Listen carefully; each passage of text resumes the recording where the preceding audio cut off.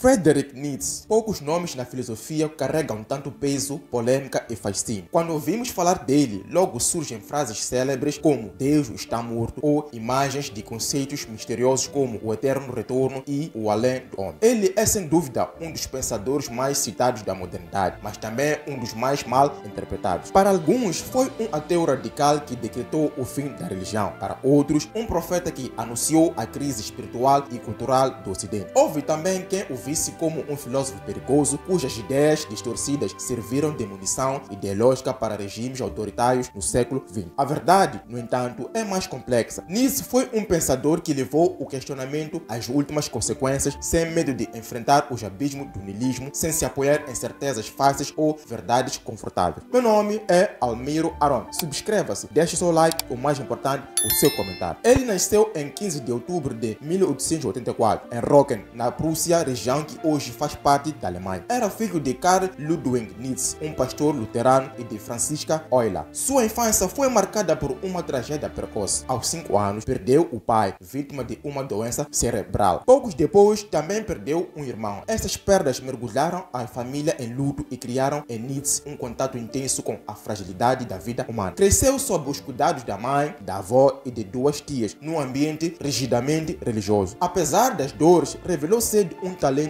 incomum. Estudou em escolas de elite, com destaque para o prestigiado Colégio de Forta, onde teve acesso a uma formação clássica de alto nível. Desde jovem, mergulhou na literatura grega e latina, desenvolvendo uma paixão que marcaria toda a sua trajetória. Aos 24 anos, Nietzsche foi nomeado professor de filosofia clássica na Universidade de Basileia, na Suíça, tornando-se um dos mais jovens docentes da Europa. Sua carreira acadêmica começou brilhante, mas logo foi interrompida por problemas de saúde debilitantes. Sofria de enxaquecas crônicas, distúrbios de visão, crises digestivas e dores incapacitantes. Essa fragilidade física o levou a abandonar o cargo em 1879, aos 34 anos, passando a viver como escritor independente. Entre 1879 e 1889, ele viveu errante, circulando por cidades da Suíça, Itália e França, sempre em busca de climas que aliviassem suas dores. Era um homem solitário, sem família, sem casamento, sem filhos, mas com uma mente incansável. Nessa década, produziu suas obras mais importantes. Em janeiro de 1889, em Turim, sofreu um colapso mental, talvez desencadeado pela sífilis, talvez por outras causas ainda debatidas. Passou os últimos 11 anos de vida em silêncio sob os cuidados da mãe e depois da irmã, até falecer em 1900, com apenas 55 anos. Sua vida, feita de contrastes, revela muito da sua filosofia. Um corpo frágil, mas um pensamento avassalador. Uma existência solitária, mas uma obra que ecoa até hoje. Nietzsche não escrevia como os filósofos tradicionais. Em vez de tratados sistemáticos, sua obra é marcada por aforismos, frases curtas, densas, muitas vezes poéticas, provocativas e desconcertantes. Ele acreditava que a filosofia não deveria ser apenas raciocínio lógico, mas também arte, literatura, criação, estética. Por isso, seus textos oscilam entre o rigor do diagnóstico e a força quase literária das imagens. Ler Nietzsche é ao mesmo tempo um exercício de pensamento e uma experiência artística. Esse estilo o torna acessível e perigoso. Acessível porque suas frases brilham como epigramas que qualquer pessoa pode citar. Perigoso porque, isoladas no contexto, essas frases podem ser facilmente distorcidas. Sua primeira obra de impacto, O Nascimento da Tragédia, já mostra o tom de sua filosofia. Nela, ele interpreta a cultura grega não como o ideal de racionalidade serena que muitos celebravam, mas como um campo de tensão entre duas forças: o apolíneo, ligado à razão, à medida, à forma, à harmonia, e o dionísiaco, ligado ao caos, ao êxtase, ao embriaguez, à desordem vital. Para Nietzsche, a grandeza da tragédia grega estava justamente em unir essas duas dimensões: o equilíbrio apolíneo e a explosão dionísiaca. Essa tensão seria para ele um símbolo da própria vida. Talvez sua frase mais célebre esteja em A Gaia Ciência: Deus está morto. Mas ele não quis simplesmente dizer que não acreditava em Deus. A declaração é muito mais profunda. Trata-se de diagnóstico de que a cultura ocidental, fundada durante séculos na fé cristã e na metafísica, entrou em colapso. A morte de Deus não é um acontecimento religioso, mas sim cultural. Significa que as crenças que davam sentido à vida perderam sua força. O resultado é o risco do niilismo, a sensação de que nada tem valor, de que tudo é vazio. Para ele, o niilismo é o grande perigo da nossa época. Se Deus morreu e os valores absolutos ruíram, o homem pode cair no desespero e no conformismo. É o risco de uma vida sem sentido, em que tudo se reduz a sobrevivência, consumo e repetição. Mas ele não vê o niilismo apenas como ameaça. Ele o entende também como oportunidade. Só encarando o vazio é que podemos criar novos valores livres da ilusão de verdades eternas. E assim falou Zaratustra. Nietzsche apresenta a figura do além do homem. Esse conceito não é um super-humano no sentido físico ou biológico, como algumas leituras equivocadas sugeriram, mas uma metáfora para o ser que se supera, que cria valores próprios, que afirma a vida sem precisar de garantias externas. O além do homem é o oposto do último homem, figura conformista, acomodada, satisfeita apenas em buscar conforto e segurança. Enquanto o último homem simboliza a mediocridade do rebanho, o além do homem representa a criação, a coragem e a afirmação